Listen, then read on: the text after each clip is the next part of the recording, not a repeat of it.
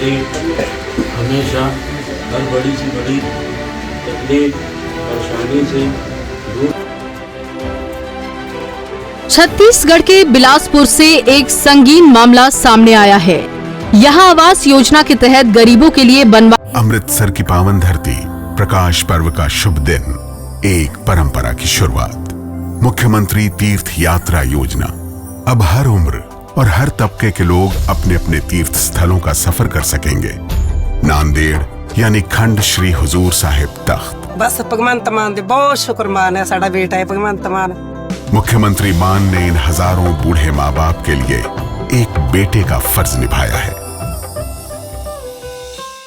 आए गए घरों पर कई लोगों ने अवैध निर्माण कर लिया है। यही नहीं, आरोप है कि एक विशेष समुदाय ने उन मकानों पर गुंबद बनाकर उसे मस्जिद मजार जैसा बना दिया है, जहां रूहानी और जिस्मानी तकलीफों को दूर करने का दावा किया जाता है। जानकारी के मुताबिक नगर निगम देवरी खुर्द में हाउसिंग बोर्ड ने 400 पीएम अटल आवास बनवाए थे। जिनके पास घर नहीं थे, उन परिवारों को आवास आवंटित किए गए। बाकी 65 मकानों पर नगर निगम ने ताला लगा दिया था। लेकिन अब आरोप है कि उन घरों में भी कुछ लोग अवैध रूप से रहने लगे हैं। बिलासपुर के अटल आवास में कुछ विशेष समुदाय के लोग भी रहते हैं, जिन्होंने अपने आवंटित आवास में अवैध निर्माण कर उसे गुंबद नुमा बनाकर मजार जैसी पहचान दे दी है। इन लोगों ने वहां पर रूहानी जिस्मानी तकलीफों को झाड़ फूंक के जरिए दूर करने का काम शुरू कर दिया है। इसको लेकर हिंदू संगठन विरोध में आ गए हैं।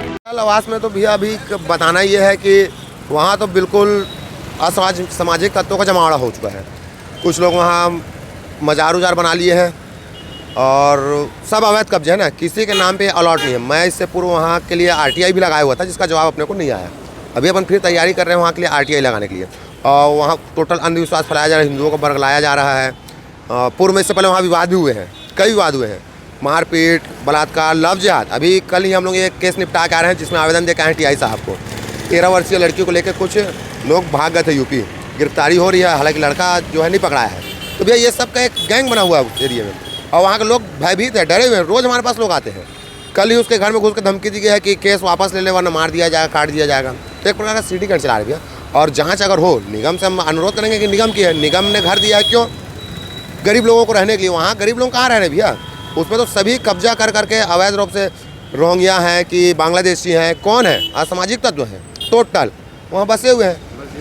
मस्जिद मजार जो भी इन लोग अंधविश्वास फैला रहे हैं, तो सब अवैध। अभी तो देखिए उस रूम को बिल्कुल गुम्बद नुमा बना दिया गया है, जबकि वो गरीबों को रहने के लिए मोदी जी द्वारा दिया गया है।